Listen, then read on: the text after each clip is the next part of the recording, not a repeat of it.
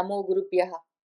మనము మన తెలుగు భాగవతంలో ఇప్పుడు ఐదవ స్కందం చదువుకుంటూ వస్తూ ఉన్నాము.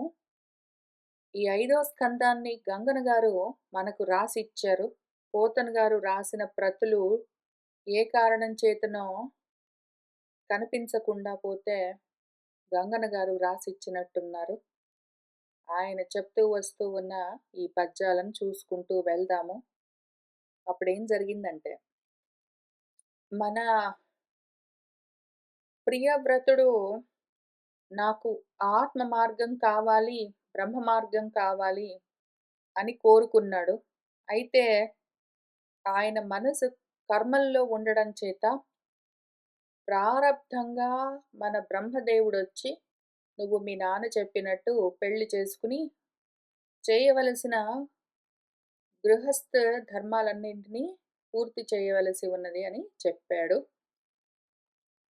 ఇంకా మన బ్రహ్మదేవుడు చెప్తూ ఉన్న ఉపదేశాన్ని మనం ఇంతవరకు చూస్తూ వచ్చాము.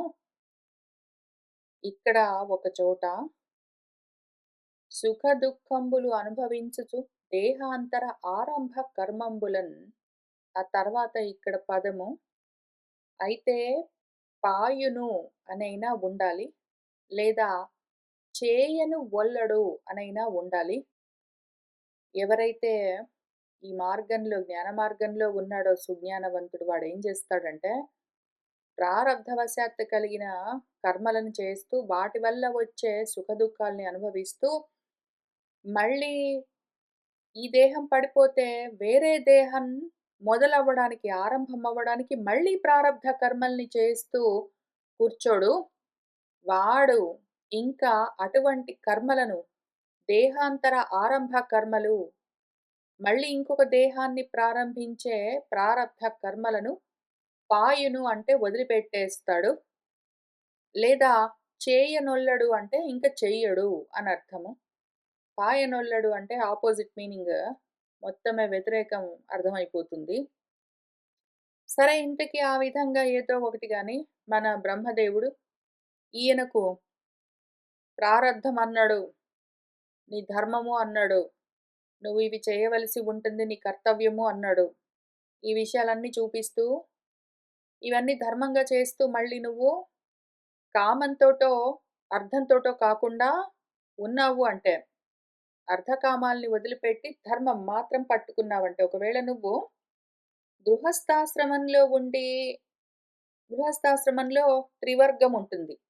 ధర్మార్థ కామాలు అని ఒక త్రివర్గం, ఒక సెట్ ప్యాకేజ్. ఇందులో నువ్వు మూడింటిని చేస్తూ ఉన్నావనుకో, ధర్మార్థ కామాల్ని మూడింటిని చేస్తూ ఉంటే, అర్థకామాలు కూడా ఉన్నాయి గాబట్టి నీకు మళ్ళీ, మళ్ళీ, మళ్ళీ జన్మలొస్తూనే ఉంటాయి. నువ్వు ధర్మంగా ఏవో కర్మలు చేస్తూ ఉంటావు, కానీ అర్థకామాలతో కూడి చేసావు అంటే, నీకు కావాలంటే ప్రపంచంలో ఉన్నతి అటువంటివన్నీ వస్తాయి ధర్మంగా ఉన్నందుకు. అయితే మాత్రం అర్థకామాలు కూడా ఉన్నాయి గాబట్టి నెక్స్ట్ జన్మలు గ్యారంటీ ప్రిపేర్ అవుతూనే ఉంటాయి. ఆరంభానికి సిద్ధమవుతూ ఉంటాయి. అయితే ఈ ధర్మార్థ కామాలన్న గ్రూప్‌లో అర్థకామాలను వదిలిపెట్టి నువ్వు కేవలము ధర్మాన్ని పట్టుకున్నావంటే, అప్పుడు మళ్ళీ నీకు నెక్స్ట్ జన్మలేమీ ఉండవు. ప్రారబ్ధంగా నీకు ఈ జన్మలో చేయవలసిన కర్మలేవున్నాయో ప్రియవ్రత చేస్తూ ఉండు. అవి నువ్వు చేస్తూ ఉంటే నశించిపోతాయి. అయితే అర్థకామాలు లేవు కాబట్టి తర్వాత జన్మలు రావు. ఈలోగా నువ్వేం చెయ్యి అంటే, ఎంతవరకు చెయ్యాలో అంతవరకే. ఆ ధర్మాలు గూడా ధర్మంగా గృహస్థ బాధ్యతలు ఇంక జన్మ అంతం వరకు నువ్వు చచ్చిపోయిన దాకా చేస్తూ కూర్చోవడం గాదు. ఎంత అవసరమో అంతవరకు చేసి, మళ్ళీ వాటిని కూడా వదిలిపెట్టి నువ్వు నీ ఆత్మధర్మాన్ని అప్పుడు పట్టుకో. దాంతో నీ స్థితిని నువ్వు చేరుకోవచ్చు అని ఆయన ఉపదేశం చేశాడు. ఇది ఎటువంటి ఉపదేశం అంటే, అసలు ఈ విధంగా ఉండాలి. ఈ కాలంలో మనవాళ్ళు పెళ్ళిళ్ళు చేస్తూ ఉన్న సమయంలో, ఆ పిల్లవాడు కాశీ యాత్రకు బయలుదేరితే, వాళ్ళ బావో, బావమరిదో గడ్డం కింద బెల్లం బెట్టి, గొడుగో, జన్నిదమో, పాదకలో ఏవో ఇచ్చి, నా అక్కో, చెల్లో ఉన్నది పెళ్లి చేసుకోని రామని అదంతా మొత్తం కేవలము క్రియగా మాత్రం మిగిలిపోయిన కర్మ అయిపోయింది. టెక్నికలీ నిజంగా ఎవరైనా బాగా చదువుకున్న వాళ్ళు, ఒకవేళ అయితే వేదాలన్నీ చదువుకుని తర్వాత వేదాంతాన్ని చదువుతాననో, లేదా ఏదో పూర్తిగా ఫిజిక్స్‌లోనో ఇంక దేంట్లోనో పీహెచ్‌డీలన్నీ చేసి, ఇంకా ఆ తర్వాత ఏముందో గూడా తెలుసుకుంటాను. నాకు పెళ్లి, పిల్లలు ఇవన్నీ అడ్డము. నేనసలు మొత్తం ఈ బ్రహ్మాండమంతా ఎందుకొచ్చింది, ఎక్కడి నుంచొచ్చింది, ఏమి కదా అని తెలుసుకుంటాను అని, ఆ రకంగా వెళ్ళిపోతూ ఉంటే, అతని బంధువులు, అతని స్నేహితులు, లేదా ఆమె స్నేహితులు, ఆమె బంధువులు, "సరే నువ్వు ఈలోగా పెళ్ళైతే చేసుకో. పెళ్లి చేసుకో, చక్కగా పిల్లల్ని కను. ఆ పనులు చూస్తూనే నీ చదువు కంటిన్యూ చేసుకో. తప్పేముంది, పర్వాలేదు" అని చెప్తారు. వాళ్ళు ఒకవేళ ఒక 25, 26 ఇయర్స్ ఈ మధ్య కాలంలో 30 ఇయర్స్, 32 ఇయర్స్ వచ్చేంత వరకు కూడా మరి చదువులు నడుస్తూనే ఉన్నాయి. చదువులు పెరుగుతూనే ఉన్నాయి. ఆ చదువులన్నీ అయిన తర్వాత అప్పటికి కొంచెము చదువులు కొంచెం పాజ్ చేసి పెళ్ళిళ్ళు చేసుకొని కావాలంటే వాళ్ళకి మనసుంటే, ఆ అమ్మాయికి గాని, అబ్బాయికి గాని వాళ్ళకి మనసనిపిస్తే, కోరిక కలిగితే పెళ్లి చేసుకొని పిల్లల్ని కావాలంటే కని పెంచి, పెంచుతూనే ఈలోగా చదువుని కంటిన్యూ చేస్తూనే ఉంటారు గదా! మనం చూస్తూనే ఉంటాము. పీహెచ్‌డీస్ అట్లా చేస్తున్న వాళ్ళు, హైయర్ లెవెల్ ఎడ్యుకేషన్ స్పెషలైజేషన్స్‌కి వెళ్తూ ఉన్నవాళ్ళు ముందు చేయవలసినంత చదువంతా పూర్తి చేసి, మధ్యలో కొంచెం టైం తీసుకొని పెళ్లి చేసుకొని, పిల్లల గురించి ప్లానింగ్ చేసి, మళ్ళీ చదువు కంటిన్యూ చేస్తూ, వాళ్ళు దాన్ని ప్రాక్టీస్ చేస్తూ వెళ్తూ ఉంటారు. అది మనం నిజంగా కూడా చూస్తాం గదా! అదే విధంగా మనకు ఆ కాలంలో వేదాధ్యయనాలుండేవి గాబట్టి, దాన్నట్లానే చూపిస్తూ వచ్చారు.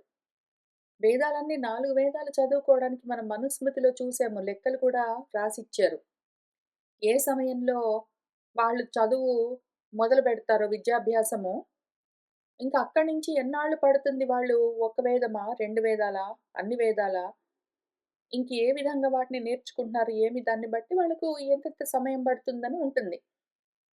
మొత్తం కలిపి అన్ని వేదాలు చదువుకునేసరికి ఒక 25 ఏళ్ళు వస్తాయి. ఎవరికైనా సరే ఆడపిల్లైనా సరే, మగ పిల్లవాడైనా సరే. వాళ్ళు యవ్వనంలోకొస్తారు. ఆ సమయంలో వాళ్ళు వేదాలన్నీ చదువుకున్నాం గాబట్టి, ఇంక కూర్చొని ఉపనిషత్తులను మేము అధ్యయనం చేస్తాము. ఆత్మ విద్యలను మేము అభ్యాసం చేస్తాము అని వాళ్ళనుకున్నారనుకోండి. అప్పుడు మళ్ళీ వాళ్ళ బంధువులు వాళ్ళు చదువయిపోయింది. గురుకులంలో, స్కూల్‌లో చదువయిపోయింది. ఇంక వాళ్ళు ప్రాక్టీస్ చేసుకోవాలి. అప్పుడేం చేస్తారంటే, స్నాతకం చేస్తారు. గ్రాడ్యుయేషన్ అయిపోతుంది. అయిపోయిన తర్వాత వాళ్ళకి 2 ఆప్షన్స్ ఉంటాయి. ఒకటి ఆ చదువుకున్న చదువుని ప్రాక్టీస్ చేస్తూ ముందుకు వెళ్ళొచ్చు. లేదా చదువుకున్న చదువుని ప్రపంచంలో వాడుతూ ఉద్యోగాలో లేకపోతే ఏమైనా 4 వర్ణాల్లో చెప్పిన కర్మలేవైనా వరించి వాళ్ళు ఆ విధంగా కూడా గృహస్థాశ్రమాన్ని స్వీకరించి ముందుకు వెళ్ళొచ్చు. గృహస్థాశ్రమాన్ని స్వీకరించి 4 వర్ణాల్లో ఏదో ఒక కర్మను వరించి వాళ్ళు అక్కడి నుంచి ముందుకు వెళ్ళొచ్చు. పెళ్లి చేసుకొని పిల్లల్ని కని. ఆ సమయంలో ఈ డిస్కషన్ నడుస్తుంది. పిల్లలకి చదువయిపోయింది. వాళ్ళు యవ్వనంలోకొచ్చారు. వాళ్ళు మరి పెళ్లి చేసుకొని గృహస్థాశ్రమంలోకి వెళ్ళాలా? లేదా ఇంకా చదువుకున్న దాన్ని లోతుగా విచారణ చేస్తూ ఆత్మాభ్యాసం చెయ్యాలా అని అక్కడ వాళ్ళకి ఒక ఆప్షన్ ఉంటుంది. ఆ సమయంలో తెలిసిన వాళ్ళు, బంధువులు, ఇంట్లో వాళ్ళు పెద్దలందరూ "పెళ్లి చేసుకో నాయనా" లేదా "అమ్మ నువ్వు పెళ్లి చేసుకో, పిల్లల్ని కను. తర్వాత మళ్ళీ కావాలంటే కంటిన్యూ చేయొచ్చు" అని చెప్తారు. ఇప్పుడు మనకెట్లా చెప్తున్నారో అప్పుడు అట్లానే చెప్పారు. దీన్నేం జేశారంటే, ఈ కాలంలో జరిగేదంతా జరుగుతూనే ఉంటుంది అనుమానం లేదు. ఈలోగా ఫోటో ఆప్ కోసము, ఓన్లీ ఫోటోస్ తీసుకోవడం కోసం యాక్షన్‌లాగా తయారు చేశారు. ఇక్కడ యాక్షన్ ఎందుకు? నిజంగానే ఆ పిల్లవాడు విద్యాభ్యాసం పూర్తి చేశాడు. ఉపనిషత్తులను గూడా పూర్తి చేశాడు చదవడము. బ్రహ్మోపదేశము నారదుడు చేశాడు. స్నాతకోత్సవం అయిపోయింది. వాళ్ళ నాన్న పెళ్లి చేసుకోమని చెప్పాడు. ఈయన ఏదో నేను ఆత్మాభ్యాసం అన్నాడు. ఈ ఆప్షన్ ఉన్నప్పుడు అందరు పెద్దలు సలహా చెప్తారు. అందరూ వాళ్ళ వైపు నుంచి చెప్తారు. అప్పుడు వాళ్ళకి ఆ యవ్వనంలో ఉన్న వాళ్ళకి ఆ మనసు కలిగింది అంటే వాళ్ళప్పుడు కావాలంటే పెళ్లి చేసుకొని గృహస్థాశ్రమంలోకి వెళ్తారు. దీన్ని కాశీయాత్రగా, ఏదో గొడుగుగా, ఆ గొడుగులు గూడా విచిత్రమైన ఏవో మెరుపులు మెరుపులతో ఉన్న చిన్న చిన్న శాంపిల్ గొడుగులు. ఏంటో అంత యాక్షన్ ఆ ఫోటోస్ చూస్తే అయితే దుఃఖమొస్తుంది. ఏమి జేస్తున్నారు? ఏమి ఆలోచన ఉందా వీళ్ళకి? తెలిసి చేస్తున్నారా? తెలియక చేస్తున్నారా? అని అనిపిస్తుంది. ఇంతకీ అది మొత్తం ఆ హడావిడి అంతా అయిందిక్కడ. ఫోటోలు లేవంతే. ఫోటోలు, వీడియోలు లేవు. విషయం మాత్రం అంతే జరిగింది. ఇంకప్పుడేం జరిగిందంటే, సరసిజాసనుడు స్వయంభువుని చేత అధికమైన పూజలంది నారదుడును ఆ ప్రియవ్రతుడును చూడగా సనియను తనదు పూర్వ సదనమునకు. సరే మన ప్రియవ్రతుడు బ్రహ్మదేవుడు చెప్పిన మాటని అంగీకరించాడు. ఆయన ఒప్పుకున్నాడు. పెళ్లి చేసుకుంటానన్నాడు. ఇంక సరే అని బ్రహ్మదేవుడు వెళ్ళిపోతూ ఉన్నాడు. స్వయంభువ మనువు ఆయనకి వీడ్కోలిచ్చాడు. ప్రియవ్రతుడు, నారదుడు చూస్తూ ఉండగా మన బ్రహ్మదేవుడు ఆయన సదనానికి ఆయన వెళ్ళిపోయాడు. సత్యసంధుడైన స్వయంభువుడు అను మనువు బ్రహ్మచేత మన్ననంతగా అంది అంతన్ నారదానుమతంబున తనదు సుతుని రాజ్యమునను నిలిపెను. మన స్వయంభువ మనువు సత్యసంధుడు. ఆయన గూడా తన తండ్రి గారికి మాట ఇచ్చాడు మరి బ్రహ్మదేవుడికి. మన స్వయంభువ మనువు, ఆయన భార్య శతరూప ఇద్దరు బ్రహ్మదేవుడికి ఏం చెప్పారు? సరే నా సంతానంతో, ప్రజలతో ఈ లోకాలను నింపుతామని చెప్పారు. వాళ్ళు ప్రజాపతులు గాబట్టి. పెళ్లి జేసుకున్నారు. వాళ్ళు గృహస్థాశ్రమాన్ని స్వీకరించారు. పిల్లల్ని కన్నారు, పెంచారు. పిల్లలు పెళ్ళిళ్ళు చేసుకునేదాకా వాళ్లకు ఆధారమై ఉన్నారు. ఇంకా తర్వాత మన స్వయంభువుడు చేయవలసినవన్నీ ధర్మంగా పూర్తి చేసి, ఇక్కడ చివరికి మన స్వయంభువ మనువుకు, ఆయన భార్య శతరూపకు 5గురు బిడ్డలు. ముగ్గురు ఆడపిల్లలు, ఇద్దరు మగపిల్లలు. ఆడపిల్లలు ముగ్గురు పెళ్ళిళ్ళు చేసుకున్నారు. మగపిల్లల్లో మళ్ళీ మన ఉత్తానపాదుడు పెళ్లి చేసుకున్నాడు. ఆ తర్వాత ప్రియవ్రతుడు ఒక్కడు మిగిలిపోయి ఉండే. ఇదొక్కటి కూడా బాధ్యత ఆయనకి ఉన్నది. ఇప్పుడు అది గూడా తీరింది. బ్రహ్మదేవుడి వల్ల బ్రహ్మదేవుడొచ్చి చెప్పేసరికి ప్రియవ్రతుడు సరే అని ఒప్పుకున్నాడు. ఈ విధంగా బ్రహ్మచేత ఆ మనువుకు ఆ చివరి కర్తవ్యం గూడా పూర్తయ్యేసరికి ఆయన ఇంకా నారదుడికి చెప్పి తన సోదరుడైన నారదుడితో మాట్లాడుకుని, ఇంక తర్వాత తన కొడుకును రాజ్యంలో నిలిపి, ఆయన గూడా తన దారి తాను ఆత్మ మార్గం చూసుకుంటూ ఉన్నాడు.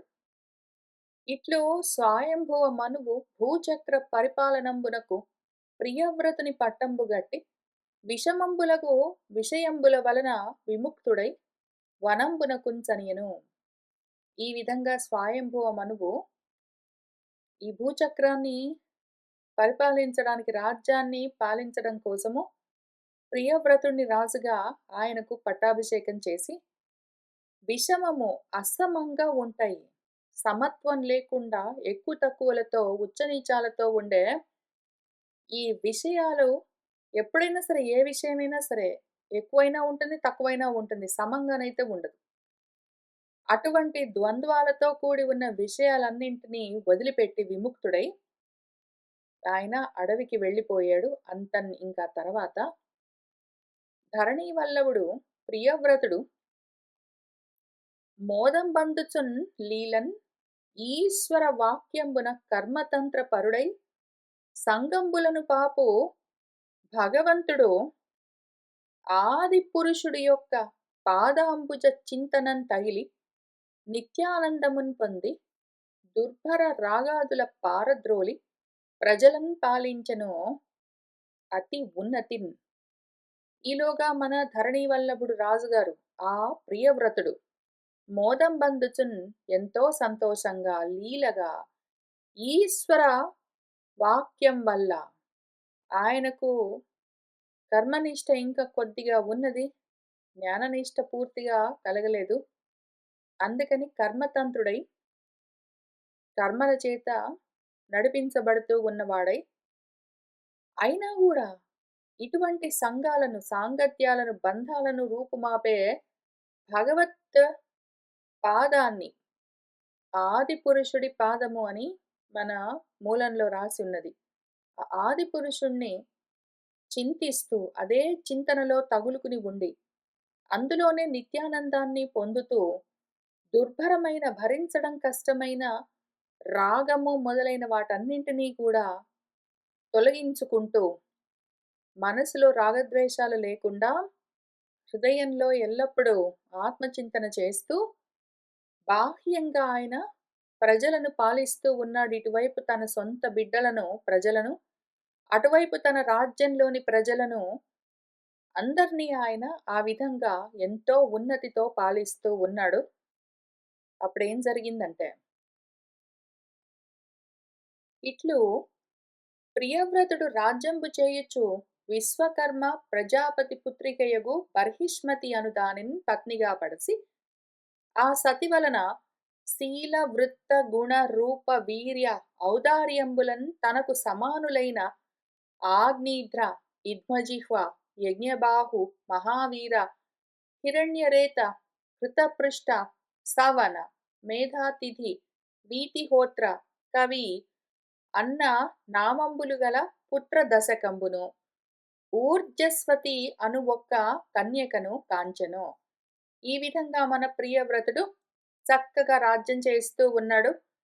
అదే సమయంలో విశ్వకర్మ అన్న ప్రజాపతి కూతురు భరీష్మతి ఆమెను పెళ్లి చేసుకున్నాడు. వాళ్ళిద్దరికీ మన ప్రియవ్రతుడికి సమానమైన శీలము, వృత్తము, నడవడి, గుణము, రూపము, పరాక్రమము, ఔదార్యము కలిగిన ఆయనకు సమానమైన ఒక పుత్ర దశకము 10 మంది పుత్రులు కలిగారు. వాళ్ళ పేర్లు ఆగ్నేధ్రుడు, ఇద్మజిహుడు, యజ్ఞబాహుడు, మహావీరుడు, హిరణ్యరేతుడు, వృతపృష్ఠుడు, సవనుడు, మేధాతిథి, వీతిహోత్రుడు, కవి. ఈ మొత్తం 10 పేర్లు అగ్ని పేర్లే ఉన్నాయి. అట్లానే ఆయనకు ఊర్జస్వతి అన్న ఒక అమ్మాయి కూడా కలిగింది. ఈ 10 మందిలో ఆగ్నేయుడి దగ్గర నుంచి కవి వరకు ఉన్న ఈ 10 మందిలో కవి, మహావీరుడు, సవనులు బాలకులయ్యును, ఊర్ధ్వరేతస్కులై బ్రహ్మ విద్యా నిష్ణాతులై ఉపశమనశీలు రగుచున్ పారమహంస యోగంబు ఆశ్రయించి సర్వజీవ నికాయ ఆవాసుడు భవభీత జన శరణ్యుడు సర్వాంతర్యామి భగవంతుడు అగు వాసుదేవుని చరణారవింద అవిరత స్మరణ అనుగత పరమ భక్తియోగ అనుభావంబున విశోధిత అంతఃకరణులగుచు ఈశ్వరు తాదాత్మ్యంబు పొందిరి. ఈ 10 మందిలో ముగ్గురు కవి, అట్లనే ఈయన సవనుడు, ఈ మహావీరుడు, వీళ్ళు ముగ్గురు చిన్న వయసు నుంచే ఊర్ధ్వరేతస్కులై ఉన్నారు. బ్రహ్మచర్యంలోనే ఉన్నారు. బ్రహ్మ విద్యలో నిష్ణాతులై ఉన్నారు. ఉపశమనశీలురు, ఇంద్రియ ఉపరతి కలిగి ఉన్నారు. పారమహంస యోగాన్ని ఆశ్రయించి పరమహంస పరివ్రాజకులై ఉన్నారు.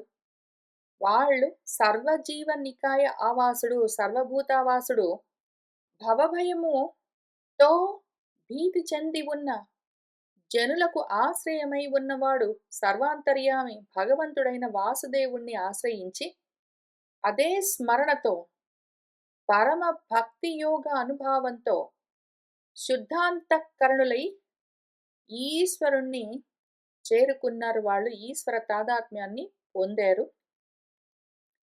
ఆయనకు మన ప్రియవ్రతుడికి 10 మంది పుత్రులు కలిగితే అందులో ముగ్గురు సన్యాస మార్గాన్ని చూసుకున్నారు. ఇంకా 7గురు గృహస్థ మార్గంలోకి వెళ్ళబోతూ ఉన్నారు. ముగ్గురు జ్ఞాననిష్టతో ఉన్నారు. 7గురు కర్మనిష్టతో ఉన్నారు. అంతన్ ఇంకా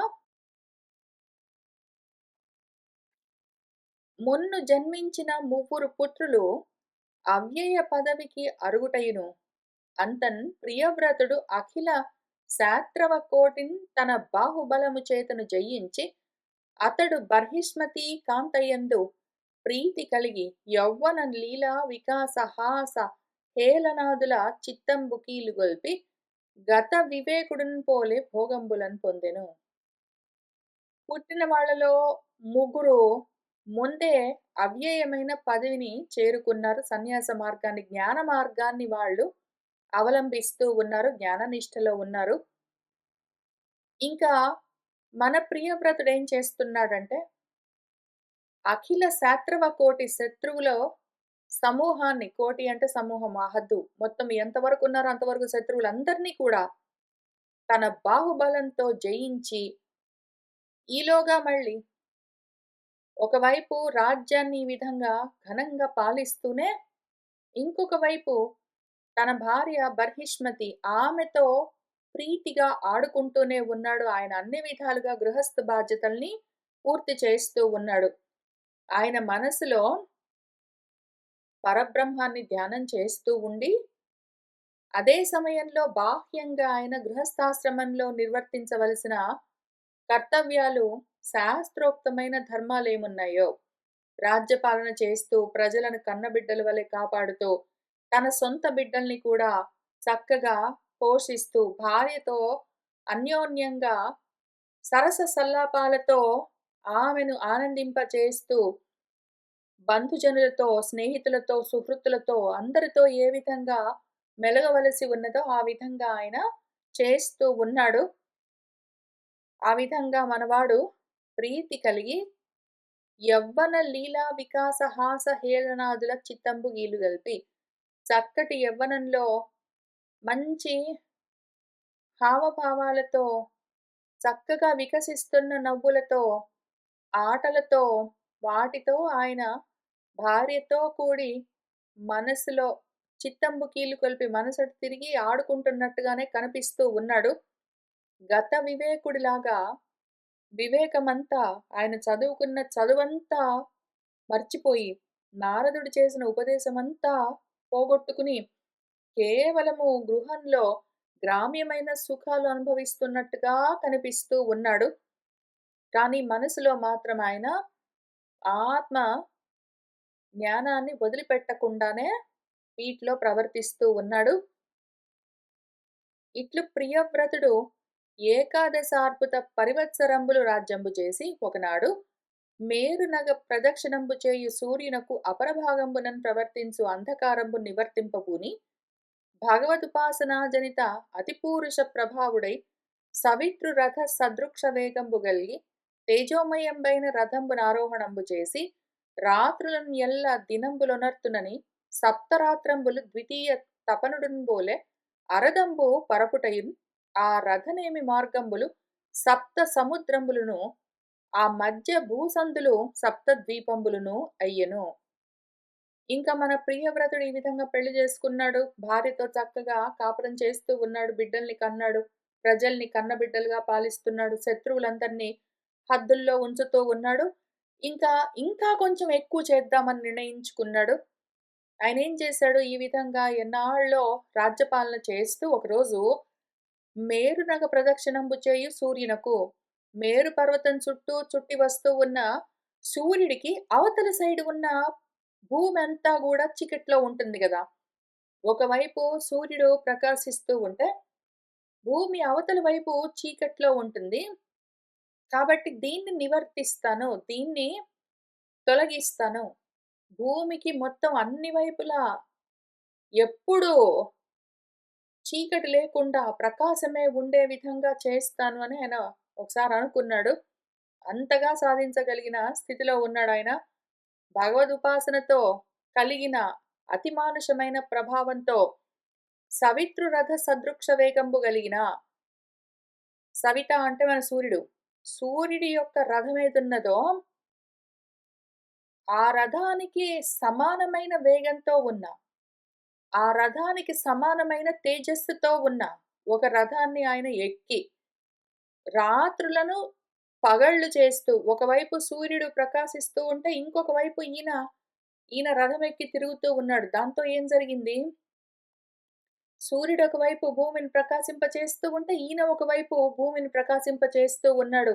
ఆ విధంగా భూమికి చీకటన్నది లేకుండా చేస్తూ, తిరుగుతూ ఉండగా అప్పుడేం జరిగిందంటే, సప్తరాత్రంబులు 7 రోజులు అట్లా తిరిగాడాయన.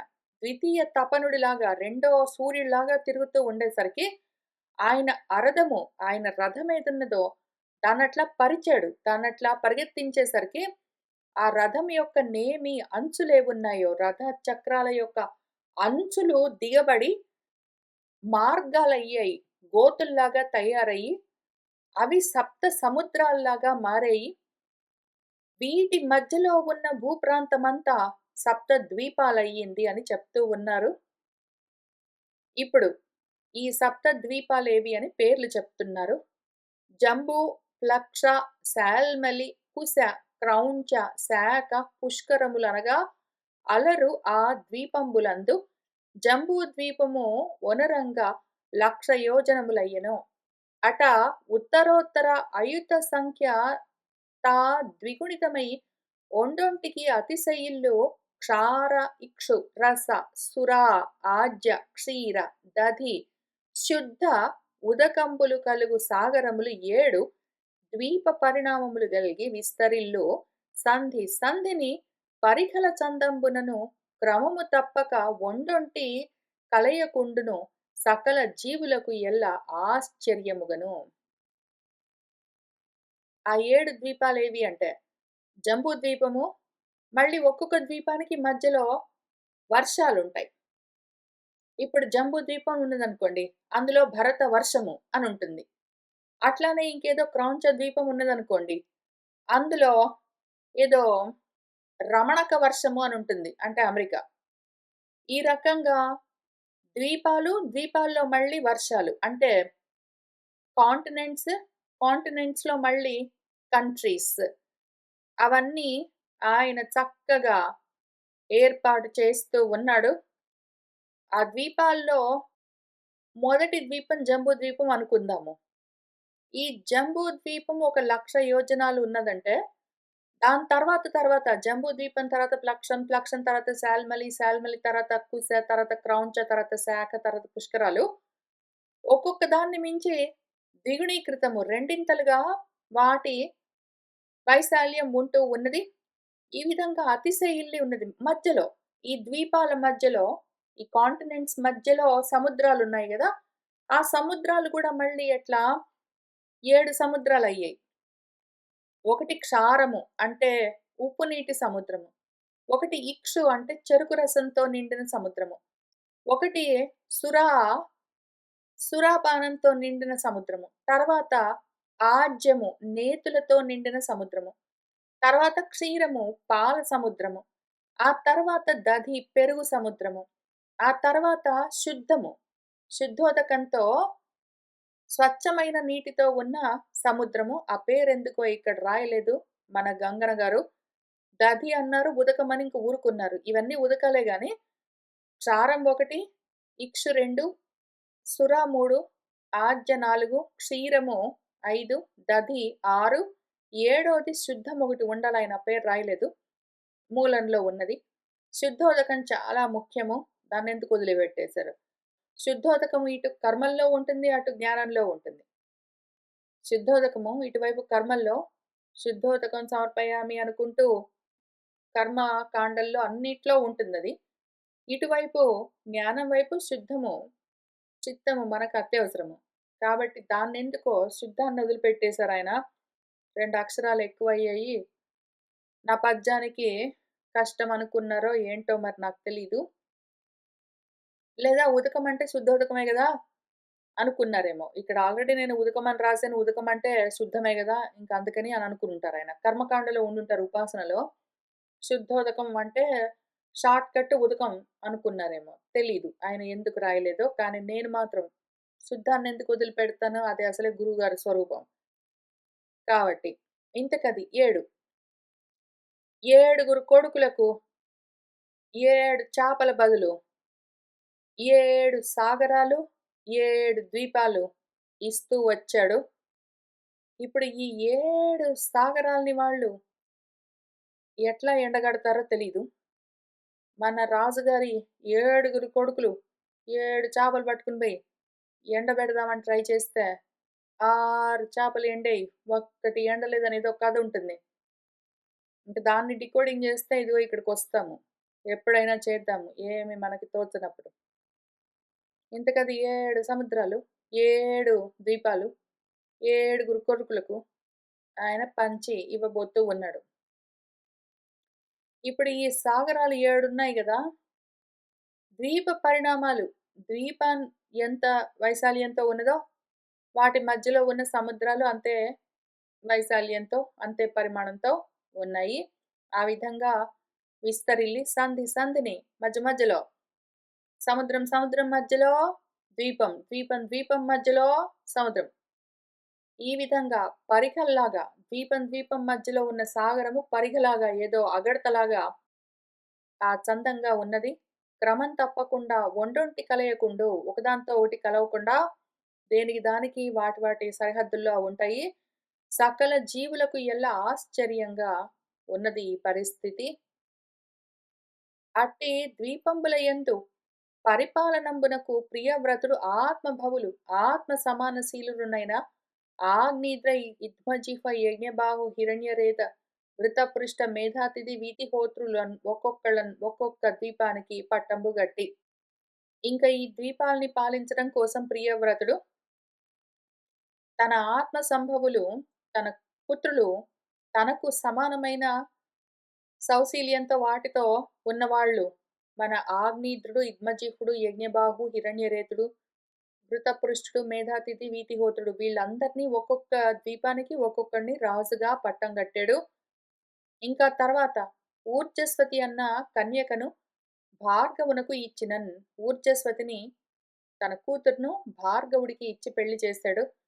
ఆ భార్గవునకు ఊర్జస్వతికి దేవయాని అను కన్యారత్నంబు జన్మించే. వీళ్ళిద్దరికి దేవయాని కలిగింది. ఈ దేవయాని ఈ భార్గవుడెవరింతకీ మన శుక్రాచార్యుడు. ఈ శుక్రాచార్యుడికి మన ఊర్జస్వతికి దేవయాని అనే ఒక కూతురు. ఈ దేవయానిని యయాతి పెళ్లి చేసుకుంటాడు. దేవయానికి ఒక స్నేహితురాలు శర్మిష్ఠ ఉన్నది. ఇంకా చాలా విషయాలు జరుగుతాయి అక్కడ. కచుడు ఒక కథ ఉన్నది. చాలా ఉన్నాయి మనం చూసుకుంటూ వచ్చాము.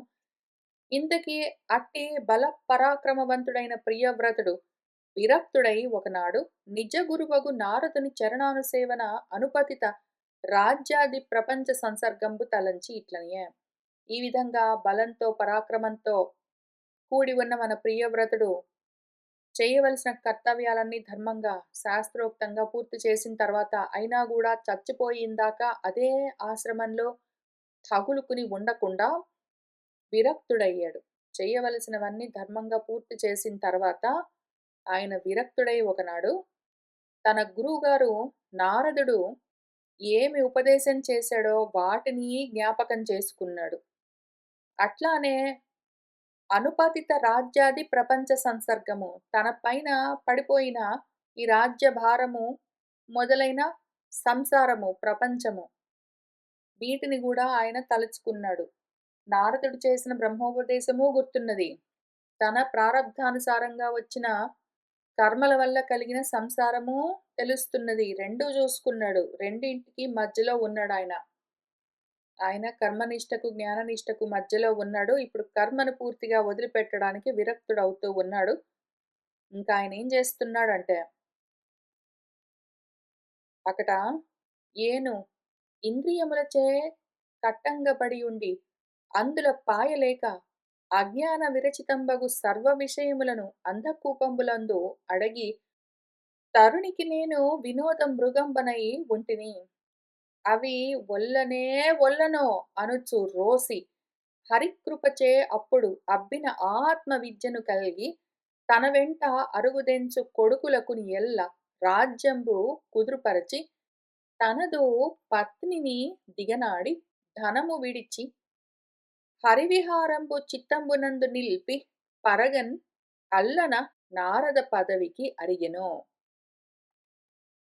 ఇంకా మన ప్రియవ్రతుడు అయ్యో నేను ఇంద్రియాలతో కట్టుబడిపోయానే, ఇంద్రియారాముణ్ణయ్యానే, వాటిని వదిలిపెట్టలేకుండా ఉన్నానే, అజ్ఞానం వల్ల కల్పించబడ్డ ఈ విషయాలన్నా చీకటి కూపంలో దిగబడిపోయానే.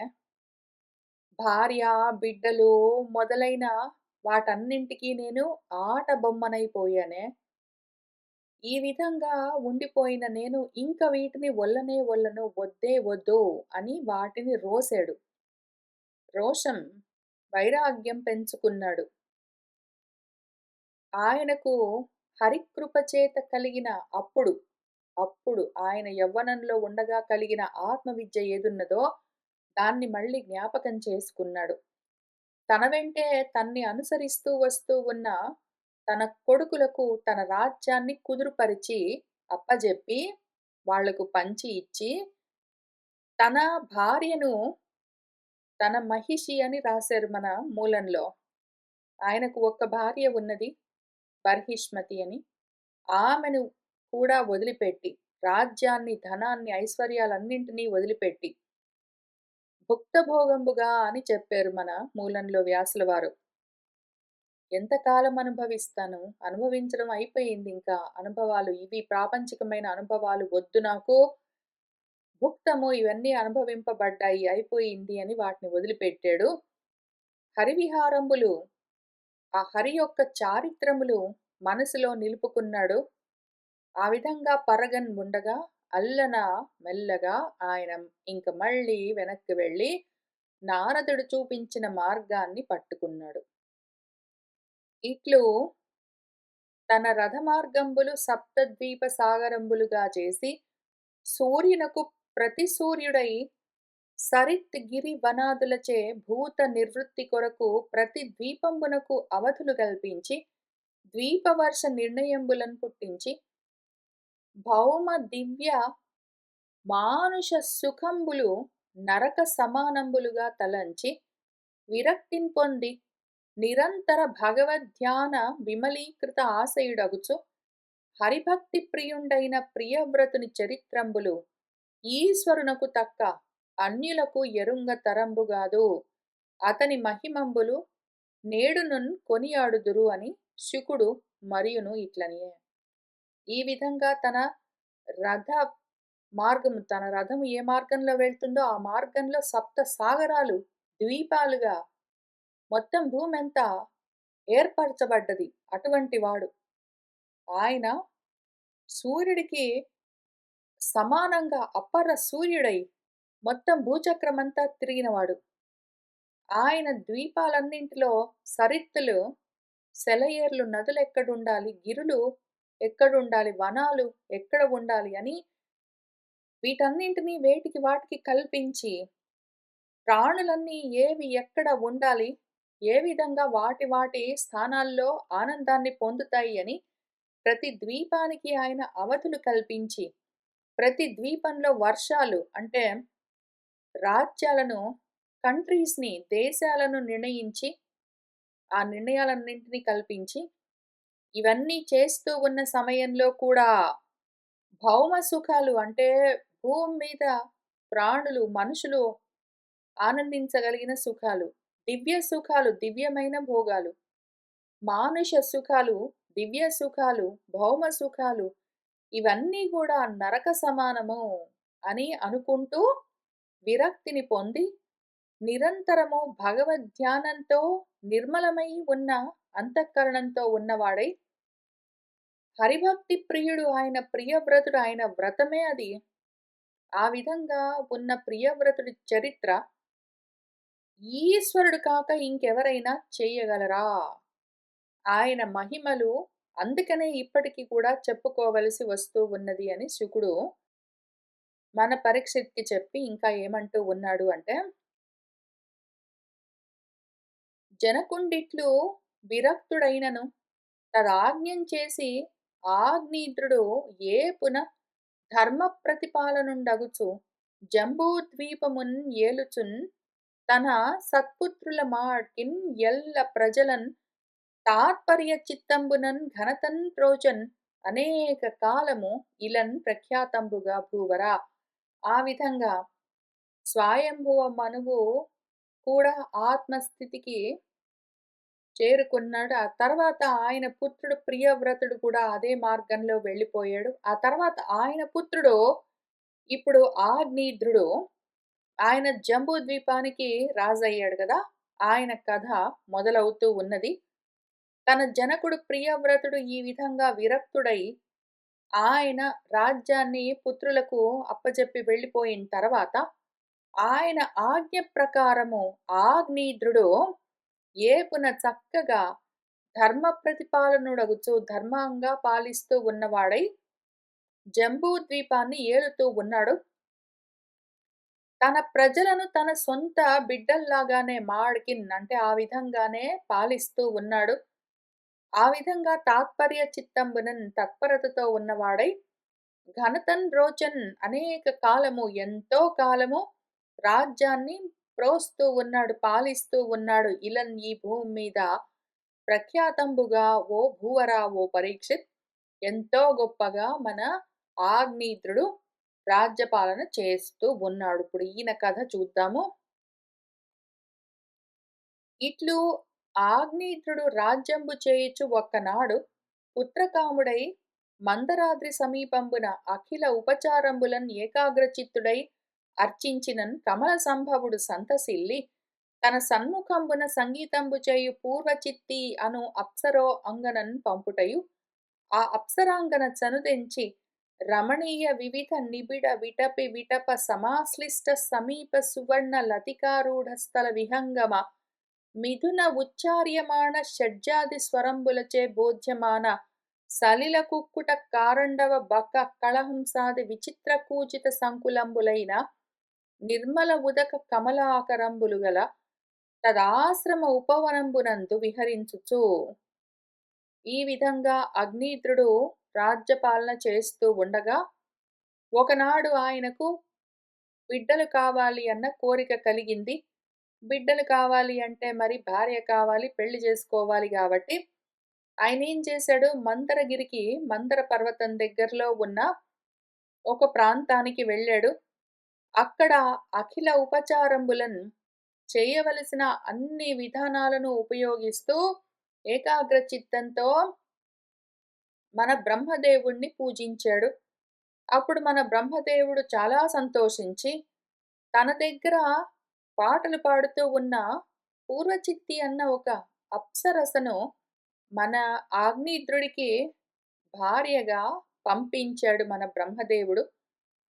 ఆ అప్సర ఆయన దగ్గరికొచ్చింది, మన ఆగ్నేయుద్రుడి దగ్గరికి. వివిధ నిబిడ విటపి విటప రకరకాల దట్టంగా ఉన్న కొమ్మలతో ఉన్న విటపాలంటే చెట్లు. ఆ చెట్ల యొక్క కొమ్మలు ఒకదాంతో ఒకటి దగ్గరగా అల్లుకుని, చెట్ల కొమ్మలన్నీ ఒక చెట్టు కొమ్మలు ఇంకో చెట్టు కొమ్మలతో కలిసిపోయాయా అన్నట్టుగా అంత ఆశ్లిష్టము దగ్గరగా దట్టంగా ఉన్న ఆ ప్రాంతంలో మన ఆగ్నేయుద్రుడు ఏదో తపిస్తూ ఉన్నాడు.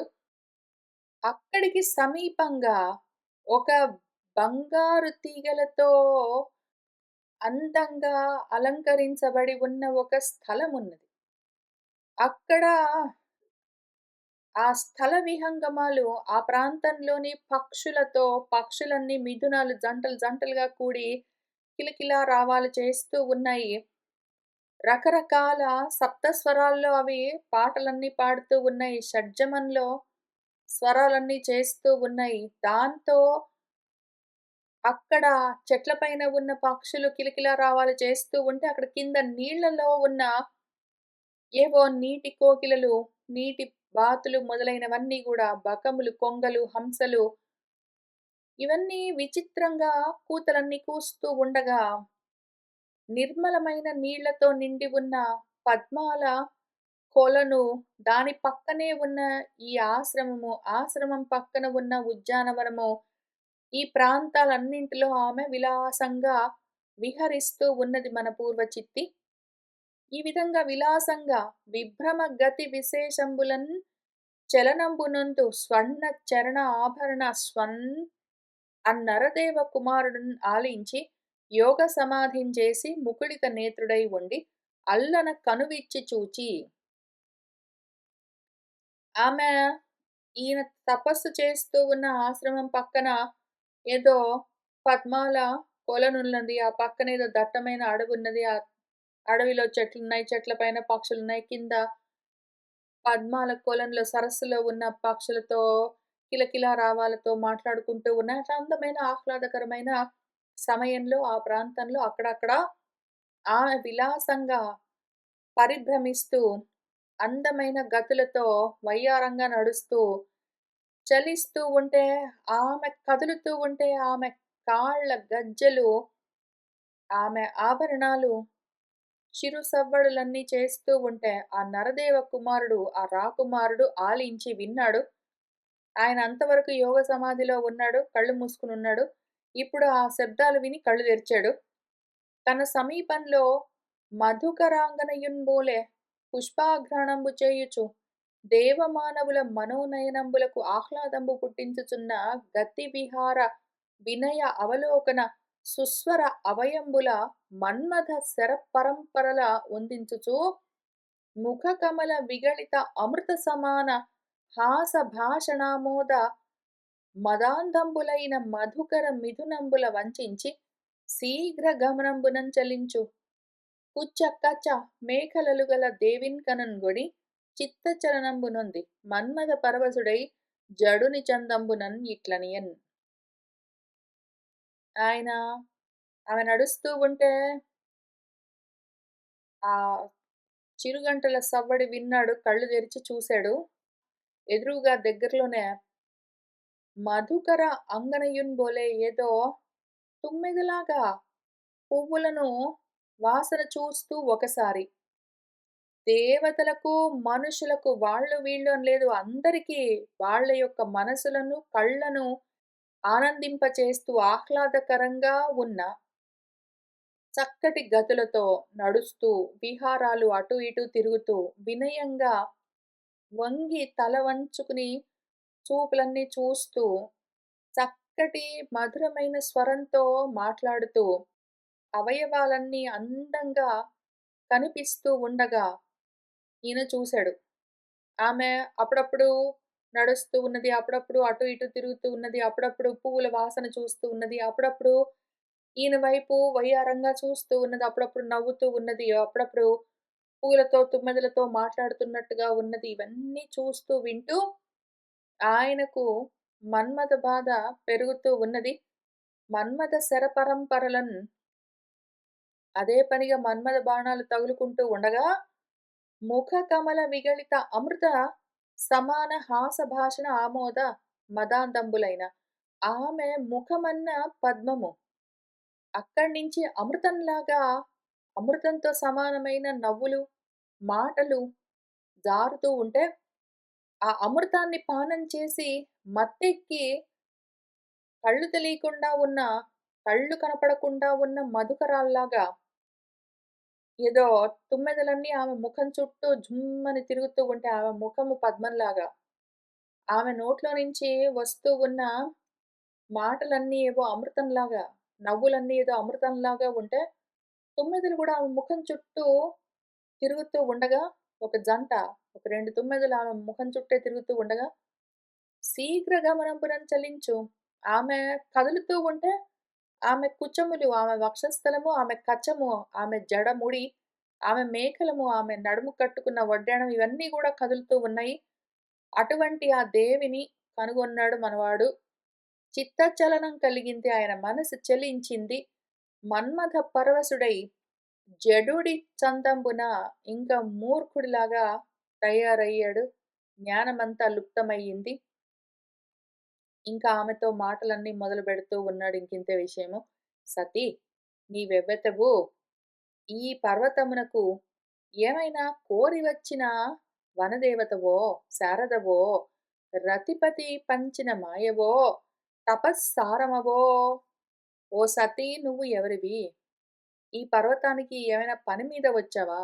ఏదైనా కోరుకొనొచ్చావా? వనదేవతవా నువ్వు? శారదవా? సరస్వతీదేవివా? రతి రతీదేవి యొక్క భర్త మన్మధుడు పంపించిన మాయ నువ్వేనా? నేను చేసిన తపస్సుకు నువ్వు సారమై ఉన్నావా? అంగజుడు ఎక్కుడించిన శరాసనమున్ ధరించి అంతన్ ఆ అంగజు వేటన్ మానవ మృగావళి సూటిగ నేచు దానవో రంగగు నీ నిజాకృతి తెరంగు ఎరుంగంగ నిజంబు పల్కుమా అంగన నిన్ను కన్గొనిన అంత అనంగుడు సందడించెడున్. అంగజుడు ఎక్కుడించిన మన్మధుడు ఎక్కుపెట్టిన శరాసనమున్ ధరించి మన్మధుడు ఏ బాణాలను ఎక్కుపెట్టడానికి ధనస్సును వాడతాడో ఆ ధనస్సుని పుచ్చుకునొచ్చి నువ్వు నీ కనుబొమ్మలుగా పెట్టుకున్నావా? మన్మధుడి ధనస్సుని నువ్వు ధరించావా? అంతన్ ఆ అంగజు వేటన్ ఆ మన్మధుడి యొక్క ధనస్సుని నీ కనుబొమలుగా పెట్టుకుని, ఆ కనుబొమల కింద ఉన్న కళ్ళలో నుంచి బాణాలుగా నీ చూపులను వదులుతూ వేటాడుతూ ఉన్నావా? మానవ మృగావళి మనుషులన్న మృగాలను నువ్వు సూటిగా ఏచుదానవో బాధిస్తూ ఉన్నావో, రంగగు అందమైన నీ నిజాకృతి నీ దేహము నీ ఆకృతి తెరంగు ఎరుంగను. ఇంతకన్నా ముందు నేను నీ వంటి రూపాన్ని, నీ వంటి అందమైన రూపాన్ని ఇంతవరకు చూడలేదు. నిజంబు పల్కుమా నిజం జెప్పు అంగన ఓ అమ్మాయి నువ్వెవరు? ఇక్కడికెందుకొచ్చావు? నిన్ను కన్గొనినన్ అంతన్ నిన్ను చూసినంత మాత్రానే అనంగుడు సందడించెడున్.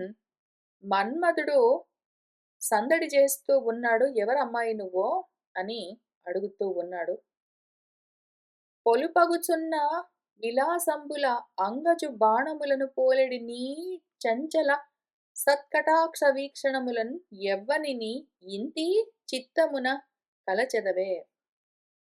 పొలుపగుచున్న అందమైన విలాసాలతో అంగజు బాణములను పోలెడి మన్మథ బాణాలులాగా ఉన్న నీ చంచలమైన సత్కటాక్ష వీక్షణములతో, నీ చూపులతో ఎవ్వణ్ణి ఓ ఇంతి ఓ అమ్మాయి చిత్తమున కలచెదవే. వాళ్ళ మనసుని ఎవడి మనసుని కలత పెట్టడం కోసము నువ్వు మన్మథ బాణాల్లాంటి చూపులను విసురుతూ వచ్చావు అని అడుగుతూ ఉన్నాడు.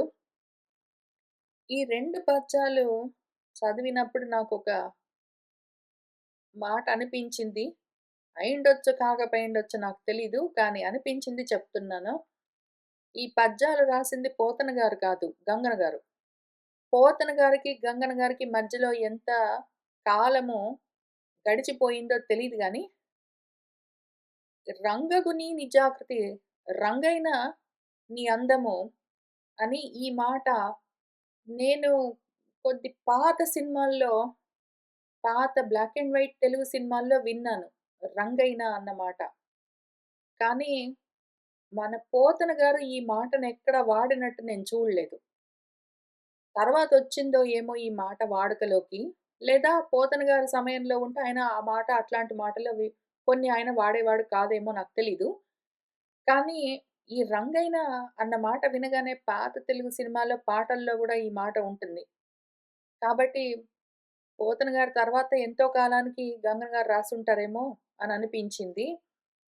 ఇంకొకటేమి అంటే ఇది చాలా కామన్. పాత గ్రంథాల్లో పోతన గారు ఆ సమయాల్లో ఉన్న గ్రంథాల్లో తెలుగు పద్యాల్లో ఎవ్వతెవు, వనదేవతవో, శారదవో, మాయవో, సారమవో, ఏచు దానవో అని ఈ రకంగా ఎవరివో అని ఉండేవి. యాక్చువల్‌గా మన తెలుగు సినిమా పాటల్లో గూడా ఎవరివో నీవెవరివో అని ఎవరివో అని క్వెషన్ మార్క్ టైప్‌లోనే ఉంటాయి.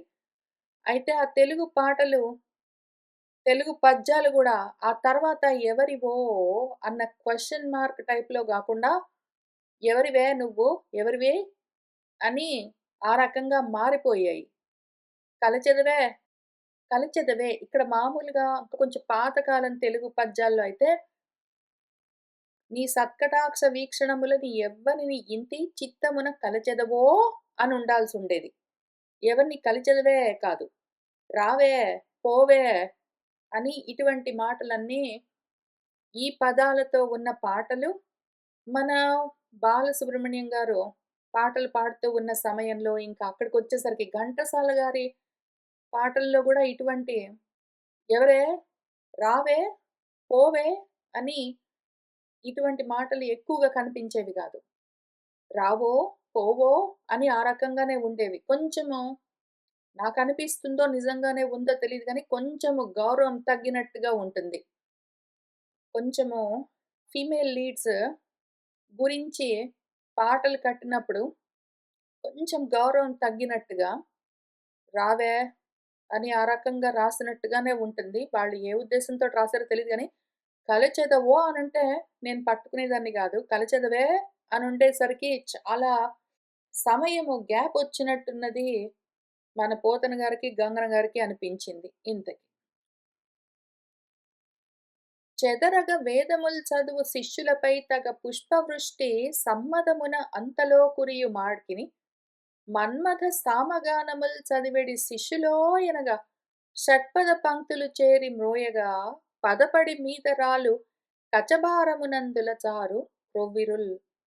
వేదాలు చదువుకుంటూ ఉన్న శిష్యుల యొక్క దృష్టి చెదిరిపోయే విధంగా పుష్పవృష్టి కలుగుతూ ఉన్నది నెమ్మదమున ఎంతో మదంతో అంతలో కురుస్తూ ఉన్న ఈ పూలవానతో మన్మథ సామగానముల్ మన్మధుడి యొక్క సామగానాలు చదువుతూ ఉన్న శిష్యుల్లాగా షట్పద పంక్తులు అంటే తుమ్మెదల బారులన్నీ తీరి మోగుతూ ఉండగా పదపడి అదే పనిగా రాలుతూ ఉన్న కచ్చభారమునందుల నీ కొప్పు వదులవుతూ ఉంటేనో, రాలుతూ ఉంటేనో అందులో నుంచి జారుతూ ఉన్న క్రొవ్విరులు, పువ్వులు అని ఏంటో ఉన్నదిది.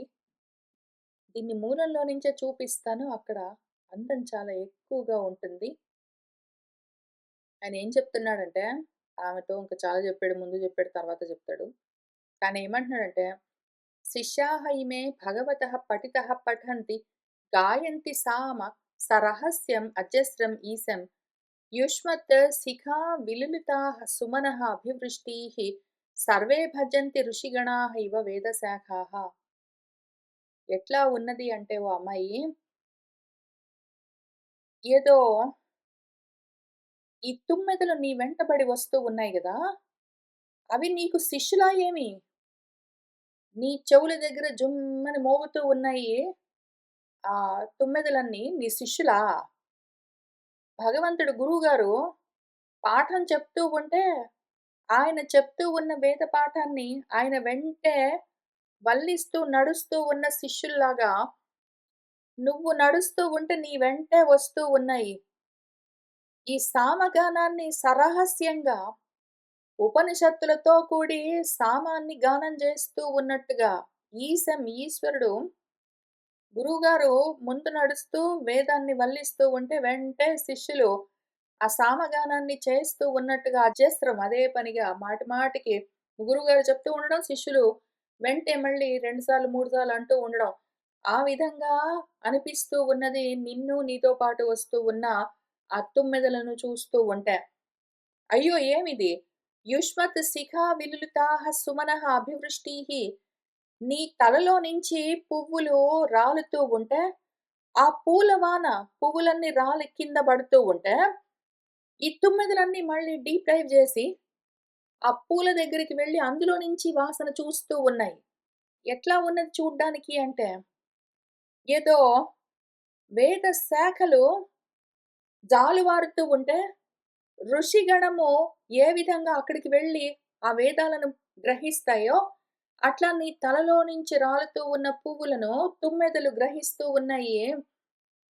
నీ ముఖం వెంట నీ వెంటే వస్తూ ఉన్న ఈ తుమ్మెదలేమో నీకు శిష్యులుగా అనిపిస్తూ ఉన్నది అని ఆయన ఏంటో చాలా అందంగా చెప్తూ వస్తూ ఉన్నాడు. అందియలు టిట్టిమంబుల చందంబున పాద పంకజంబుల యందున్ అందంత మ్రోయుచును నా డెందంబున తగిలి సందడించెడి తరుణి. నీ పాదాలకున్న ఈ అందెలు చిన్న చిన్నగా శబ్దాలన్నీ చేస్తూ ఉంటే, పాద పంకజంబుల అందున్ నీ పాదాలకున్న ఈ అందెలు అందంతా మోగుతూ ఉంటే నా డెందంబున తగిలి నా మనసుకు తగులుకుని, నా మనసులో సందడి కలిగిస్తూ ఉన్నాయి ఓ తరుణి. నువ్వు అల్లనల్లన నడుస్తూ ఉంటే నీ పాదాలకున్న మువ్వల సందళ్ళు నా మనసులో సందడి రేపుతూ ఉన్నాయి ఓ అమ్మాయి. పాయక కదంబ పుష్పఛాయన్ గల వస్త్రకాంతి చల్లెడు కంటే ఆయెడ నితంబ రోజులు కాయుచు ఎడతెగక తరిమి కప్పెడు తన్వి. తన్వి అంటే సన్నగా ఉన్న అమ్మాయి అని అర్థం. తన్వి అంటే ఎవరైతే సన్నగా ఉన్నారో అని అర్థం. తనువు అంటే కృశించి ఉండడం. పాయక కదంబ పుష్పఛాయన్ కడిమి పూల రంగులో ఉన్న నీ వస్త్రాల కాంతి. నువ్వు కట్టుకున్న అందమైన వస్త్రాలు కడిమి పూలలాగా కడిమి పూలు కొంచెము పసుపు, కొంచెము ఎరుపు, కొంచెము బంగారం రంగులో ఉంటాయి. ఆ రకంగా నువ్వు కట్టుకున్న వస్త్రము దాని యొక్క కాంతులు కడిమి పూల కాంతుల్లాగా వెదజల్లుతూ ఉన్నాయి కంటే చూస్తూ ఉన్నావా ఓ అమ్మాయి? ఆ ఎడ ఎక్కడైతే నువ్వు ఆ వస్త్రాన్ని ధరించావో ఆ నితంబము నీ నడుము యొక్క రోజులు కాంతులు కాస్తూ ఉన్నాయి ఎడతెగకుండా తరిమి కప్పెడు కాంతులను కూడా కప్పేస్తూ ఉన్నట్టుగా ఉన్నాయి ఓ తన్వి చూస్తూ ఉన్నావా? నిరతము నీ తనుమధ్యమున్ కరమరుదుగా అరసి చూడ కానంబడదు ఈ కరికుంభంబుల పోలెడి గురుకుచములనెట్లు నిలుపుకొంటివి ఓ లతాంగి. నిరతము నీ తనుమధ్యము నీ నడుం మధ్యలో ఉన్న కరమరుదుగా అరసి చూడ కానంబడదు నీ తనుమధ్యము నీ నడుము ఎంత తరచి తరచి చూసినా గూడా కనిపించట్లేదమ్మాయి. నీ నడుమే అసలు కనిపించకుండా ఉన్నది. అంత సన్నగా ఉన్నది. ఈ కరికుంభంబుల పోలెడి ఏదో ఏనుగు కుంభస్థలాల్లాగా ఉన్న నీ ఈ భారమైన కుచములను అసలు ఉన్నదా లేదా అన్నట్టుగా కనిపించి కనిపించకుండా ఉన్న నీ నడుము పైన ఇంత బరువైన నీ స్థనములను ఏదో ఏనుగు కుంభాల్లాగా ఉన్న వాటిని ఎట్లా నిలుపుకున్నావో, ఎట్లా నిలబడి ఉన్నాయి ఓ లతాంగి. లతలాగా ఉన్నావే నువ్వు తీగలాగా ఉన్నావు. నీ నడుమేమో కనిపించకుండా ఉన్నది. అటువంటి నడుం పైన ఇంత బరువైన వక్షస్థలాన్ని ఎట్లా నిలబెట్టావు? పొంకములగు కుచములపై కుంకుమ పంకంబు పూసుకొని వాసనలన్ పొంకగా వెదజల్లెడు నీ బింకంబు అను చన్నుదోయి పెంపో సొంపో. పొంకములగు కుచములపై అందమైన నీ కుచములపైన కుంకుమను రాసుకున్నావు. దాని వాసన అసలు కొంచెం కూడా జంకు గొంకు లేకుండా వెదజల్లుతూ ఉన్నది. ఈ బింకంబగు చన్నుదోయి ఇంత బలంగా ఉన్న నీ స్థనములను చూస్తూ ఉంటే అది అంత పెంపుగా ఉన్నదో, అంత సొంపుగా ఉన్నదో దాని పెంపు, దాని సొంపు జంకు గొంకు లేకుండా సువాసనలు వెదజల్లుతూ ఉంటే ఎంత అందంగా ఉన్నది ఓ అమ్మాయి అని ఆయన ఇంకా కొన్ని చెప్తూ వస్తున్నాడు. ఇంకా చాలా చెప్తాడు. ఇవాల్టికి మనము ఇక్కడికి ఆపుదాము. మళ్ళీ కలిసి కూర్చొని ఇక్కడి నుంచి చదువుకుంటూ ముందుకు వెళ్దాము. శుభం భవతు.